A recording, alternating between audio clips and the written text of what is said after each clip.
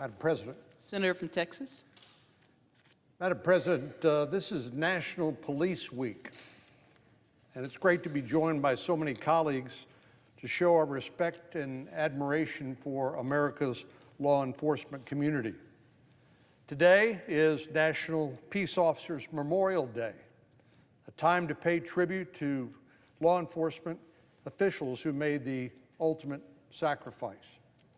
These men and women gave their lives to their communities, to their state, and to their country, and we thank them and their families for their sacrifice.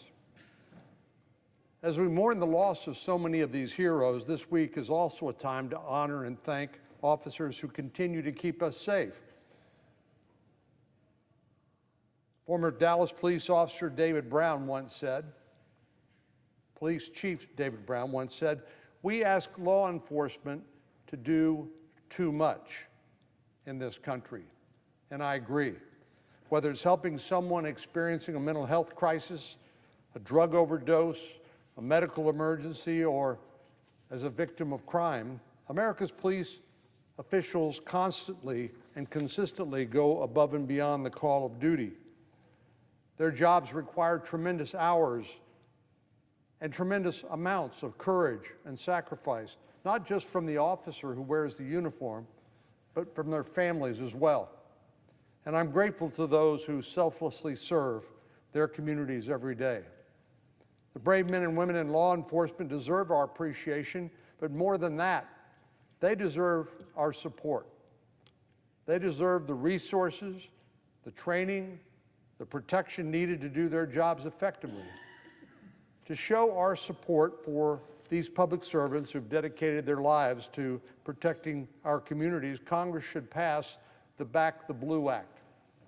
This legislation adds stiff mandatory penalties and makes it a federal crime to kill or attempt to kill a law enforcement officer or a federal judge or a federally funded public safety official. It makes it a federal crime to assault a law enforcement officer.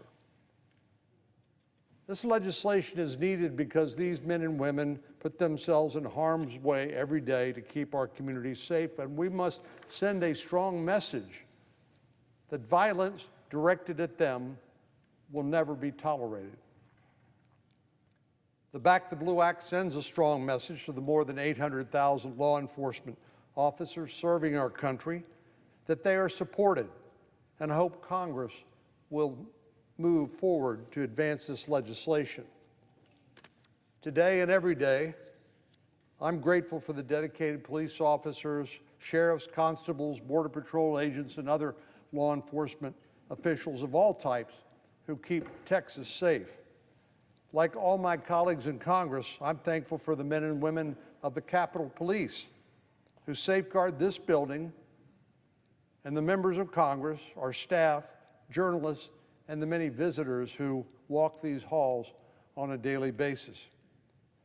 There's nothing we can do to adequately thank them and these heroes for their sacrifices, but there's a lot we can do to affirm that support.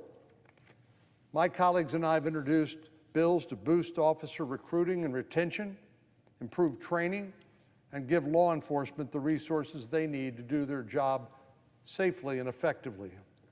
I hope we can advance these bills as soon as possible to show our appreciation for these heroes in blue. On behalf of the state of Texas, I want to thank all of those who serve our communities and protect them and keep them safe. Madam President, I yield the floor.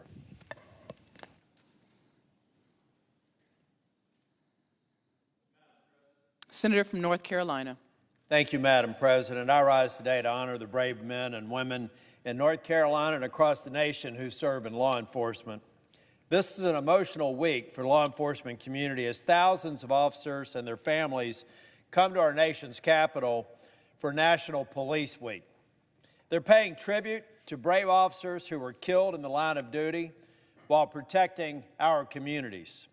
Unfortunately, North Carolina is all too familiar with law enforcement officers making the ultimate sacrifice. I want to take a moment to recognize some of the law enforcement officers who were killed in the line of duty since last year's Police Week and Memorial. Last September, Forsyth County Sheriff's Deputy Austin Rudelhuber was killed in a head-on collision while on patrol. He is survived by his wife and 2 daughters. Last December, we lost Sergeant Russell Jones of Pamlico County Sheriff's Office. He was attempting to halt an altercation at the Pamlico County Detention Center, and during the encounter with an inmate, Sergeant Jones was punched in the face, leading him to collapse minutes later and die. Sergeant Jones served with the Pamlico County Sheriff's Office for 4 years. He's survived by his mother and 2 sisters. In December of last year, we lost Philip Dale Nix of the Greensboro Police Department. He was a sergeant in the police department. Sergeant Nix was off duty at a local gas station when he observed 3 individuals stealing alcohol. When he tried to intervene, they shot him and killed him on sight. Sergeant Nix worked for the Greensboro Police Department for more than 22 years. He's survived by his wife and son. Just a few weeks ago, on April the 29th, a task force of federal, state, and local law enforcement, led by the U.S. Marshal Service, attempted to serve an arrest warrant for a fugitive at a residence in Charlotte. Instead of surrendering, the fugitive shot at him, and during an hours-long standoff, 4 members of the task force were killed. It's one of the deadliest assaults on law enforcement in this country in nearly a decade. Police officer Joshua Eiler served 6 years with the Charlotte-Mecklenburg Police Department. He's survived by his wife and his 3-year-old son. Sam Palucci and Alden Elliott were both 14-year veterans of the North Carolina Department of Adult Correction. Palucci is survived by his wife and 2 sons, one graduating from college, another from high school in a few weeks. Elliott is served by his wife and son. U.S. Marshal Deputy Thomas Weeks, Jr. was a 13-year veteran of the Marshal Service. He's survived by his wife and 4 children. Words alone cannot express the pain and loss each of these families have gone through. They lost a loving husband,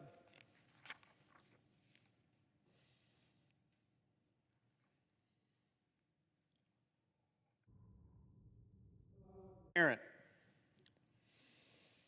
Their lives will never be the same. However, they're never going to be alone, because in the wake of these tragic losses, we've seen communities unite and rally to support these families. In each instance, we witnessed an outpouring of love for the fallen officers and support for law enforcement.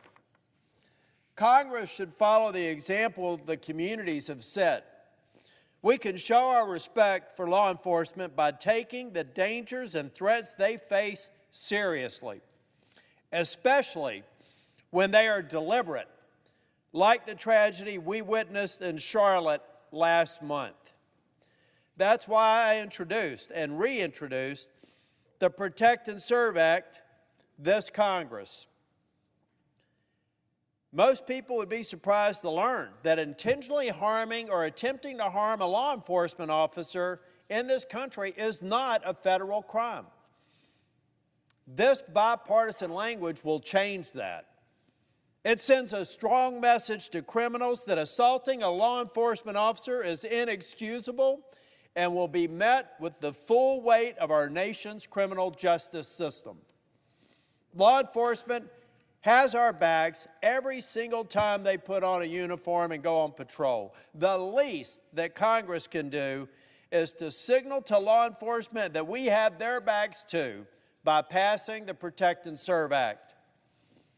They need our support now more than ever. To the men and women in law enforcement in North Carolina and across this country, I want to say thank you for putting on the uniform every day to keep us safe. You deserve our gratitude. To the families of the fallen officers, please know that while you lost a loved one, Your community lost a hero, and we will never forget their service and their sacrifice. God bless them all, God bless their families, and God bless law enforcement across this great nation. Thank you, Madam President.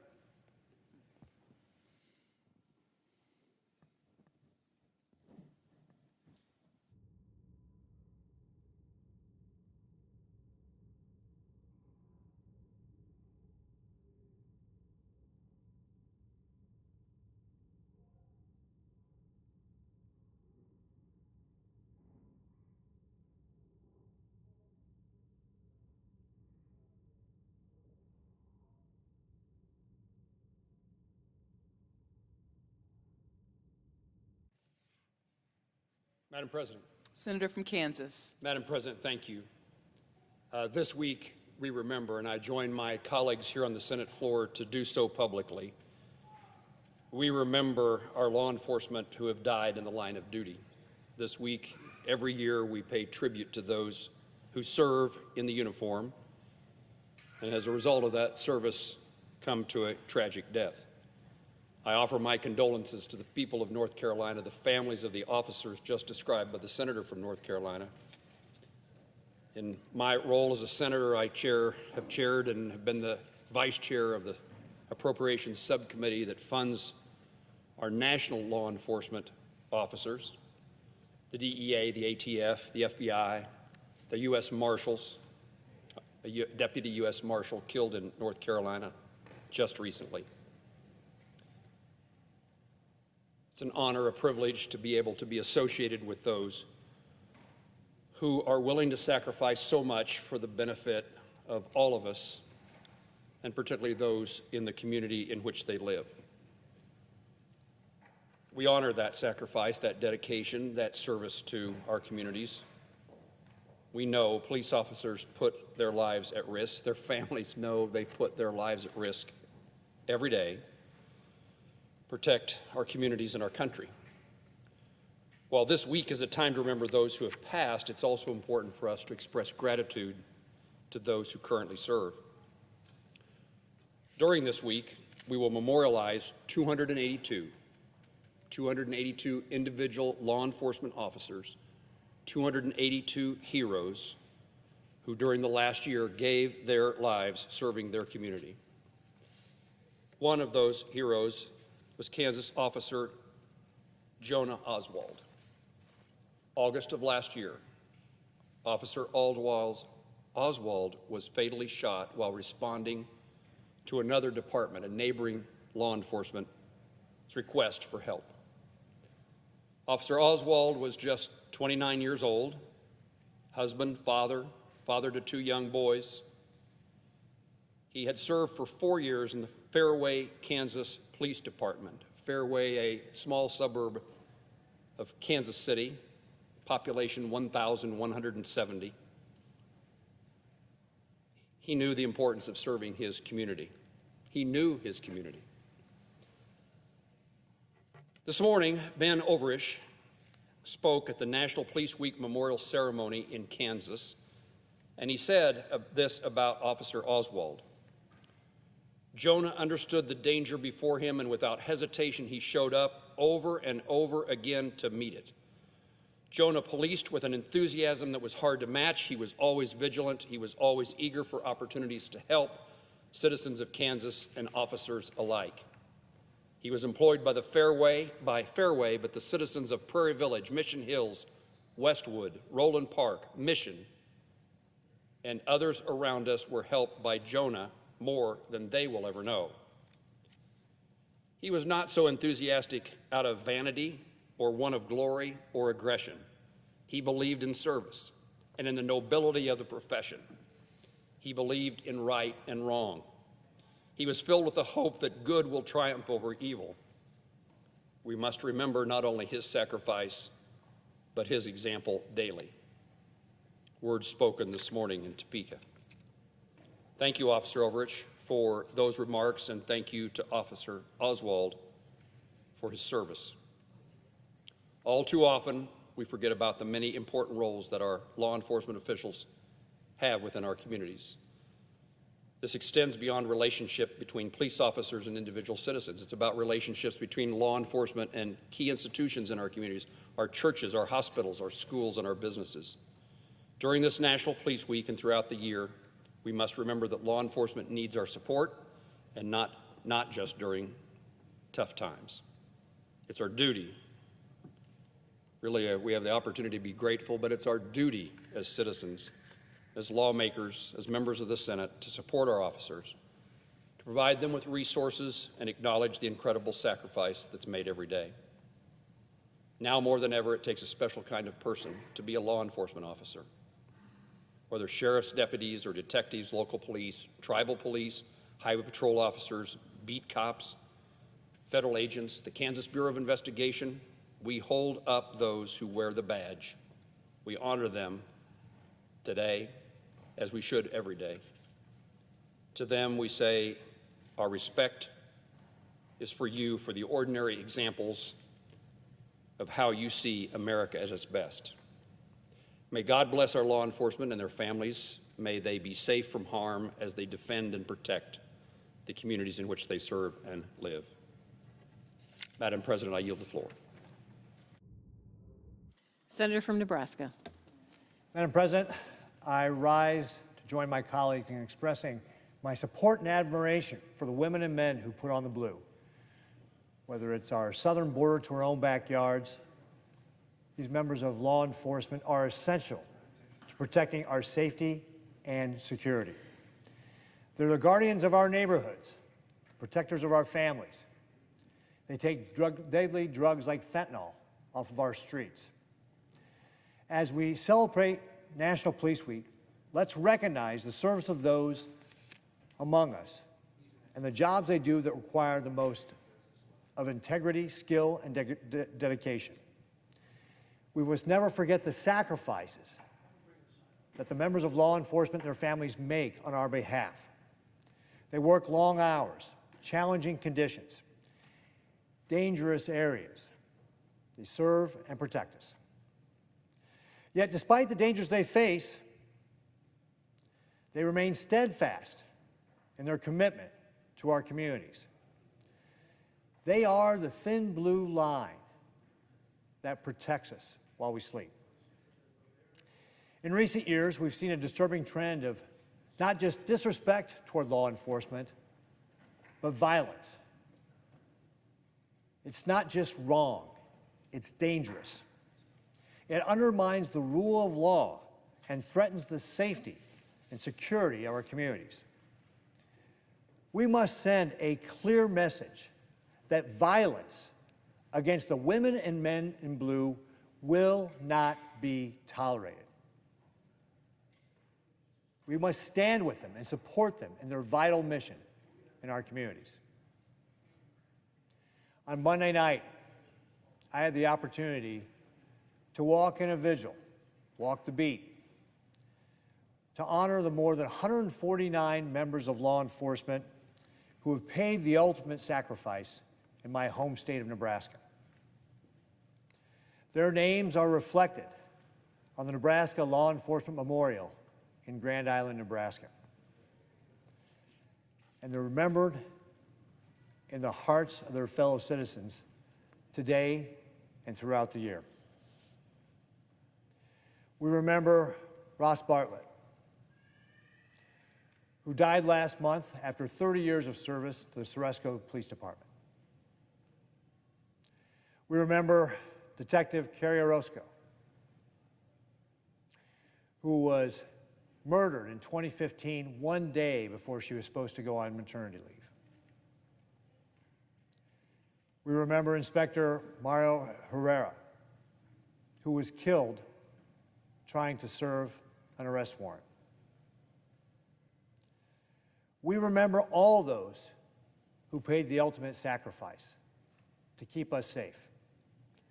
They were mothers and fathers, sons and daughters. They were heroes, and their bravery is eternal.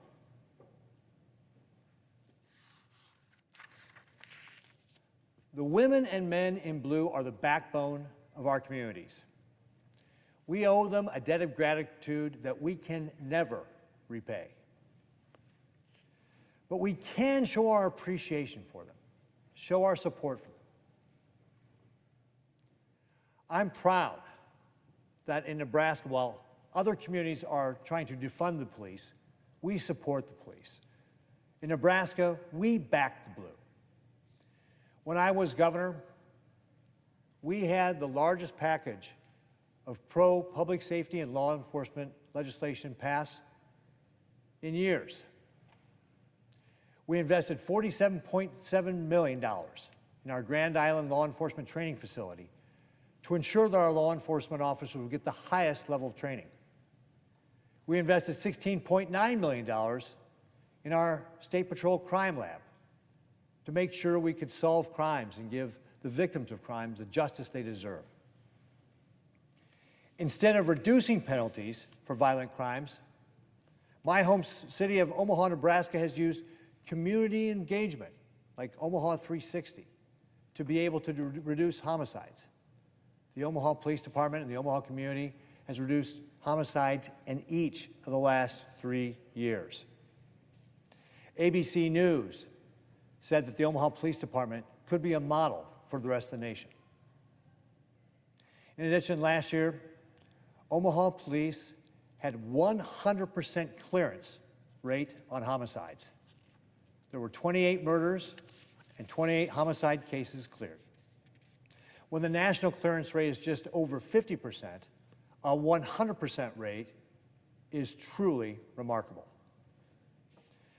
As usual, America can learn a lot from our proven solutions in Nebraska. The federal government must also back the blue. We need to secure our border and put an end to the scourge of the drugs that are killing our young people here in America. We need to pass the Back the Blue Act to increase the penalties for criminals who target law enforcement officers. We need to provide new tools to officers to protect themselves, and we need to block anti-cop, soft-on-crime policies that would hinder law enforcement's ability to do their jobs with excellence. I am committed to working with anyone who wants to make this happen. The women and men in blue have earned our respect and our gratitude, not just during Police Week, but all year round. Once again, thank you to the members of our law enforcement. Thank you to their families who sacrifice alongside them. You are heroes, and we are forever in your debt. I am grateful for all that you've done for our communities, and I know on behalf of all Nebraskans, we support law enforcement. God bless our law enforcement officers as they keep us safe. God bless the great state of Nebraska, and God bless our nation. Madam President, I yield back.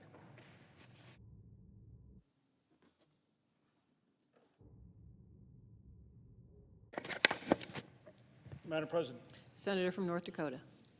Thank you, Madam President. I rise today to join my colleagues in honoring the brave law enforcement officials in North Dakota and across the country who work every day to keep our communities safe.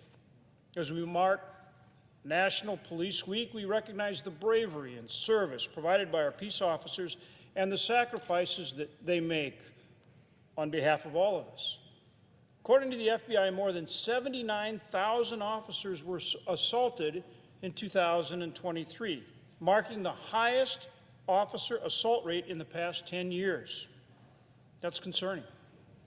Despite the certain danger these officers face, they take on this responsibility to protect and serve so that our communities remain safe and free. And today, on National Peace Officers Memorial Day, we have the opportunity to come together as a nation to remember and honor those who have made the ultimate sacrifice to protect our communities so that we may live in safety. I would like to honor 2 North Dakotans who were killed in the line of duty last year.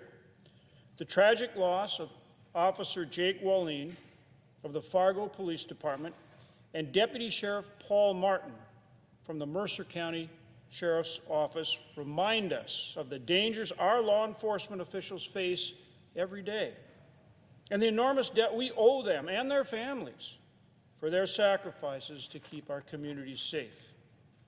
These heroes will be forever remembered with their names inscribed on our National Law Enforcement Memorial.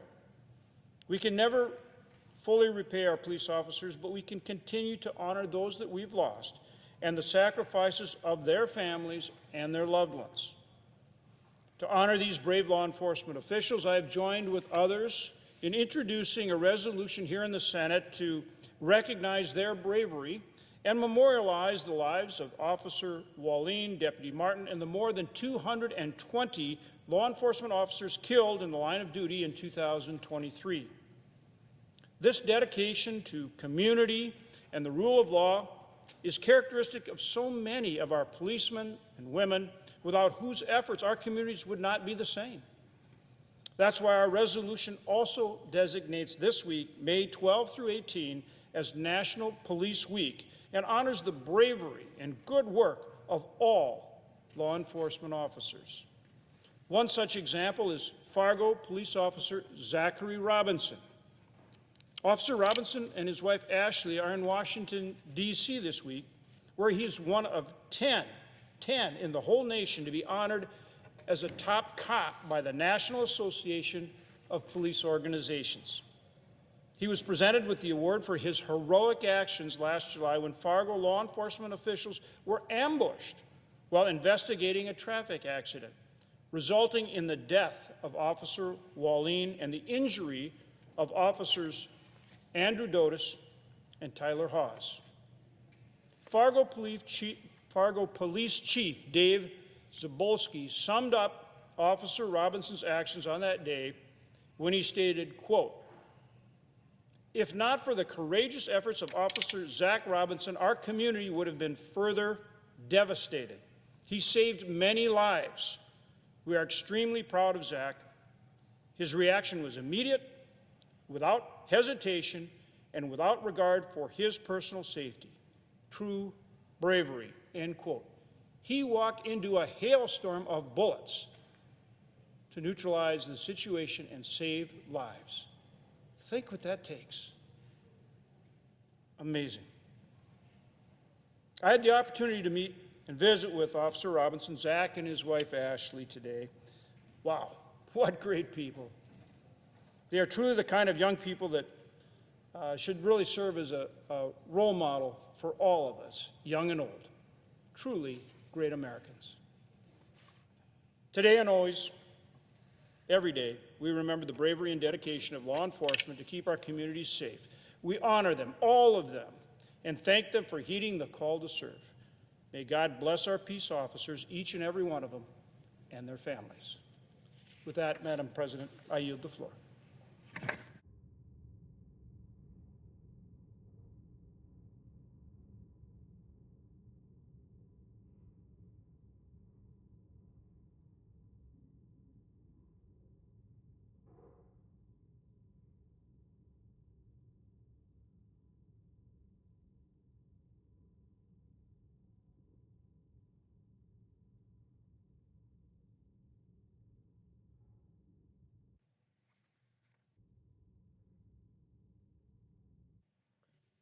Madam President.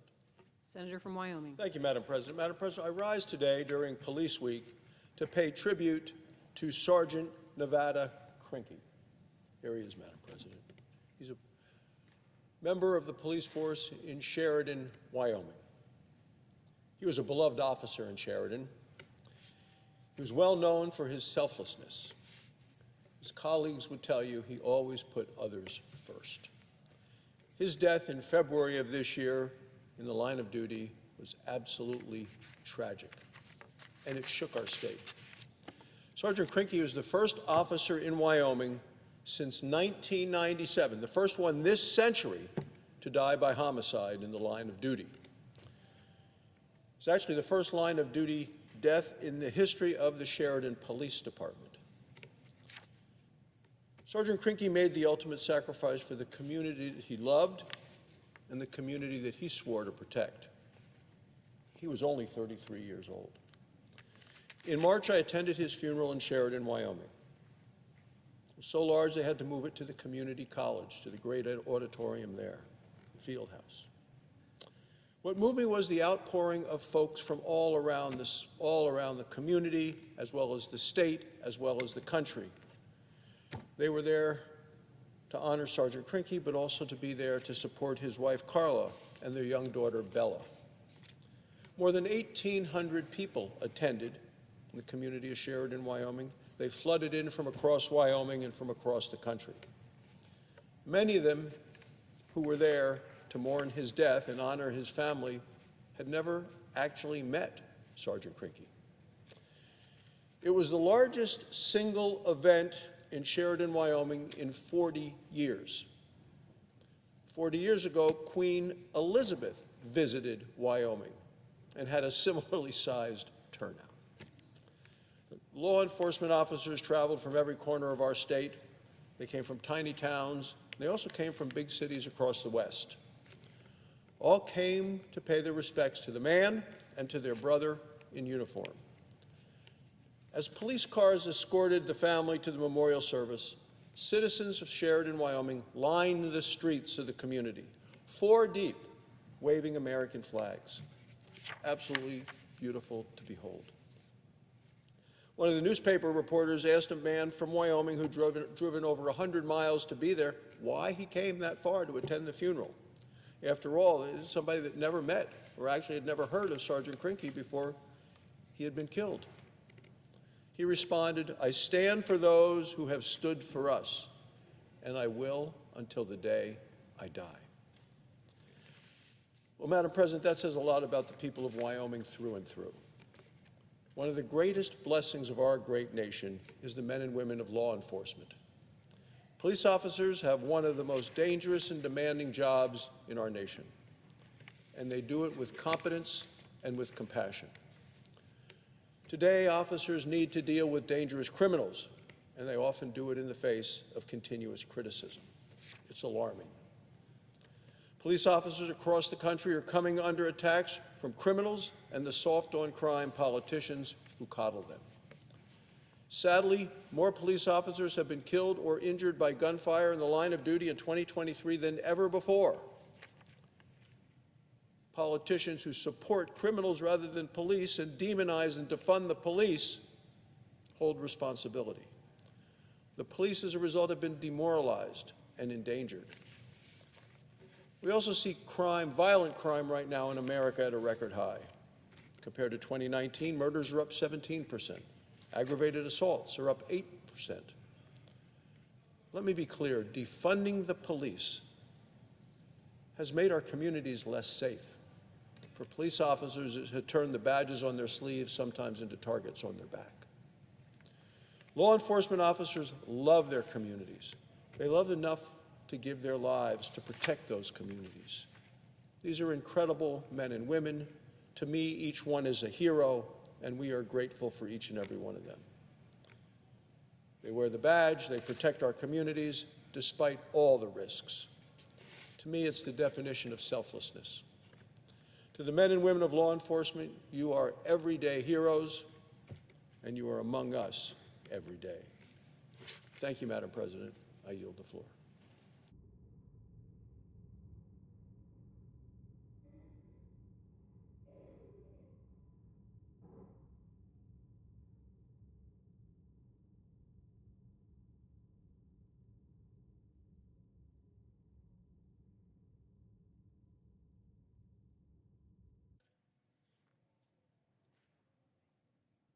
Madam President.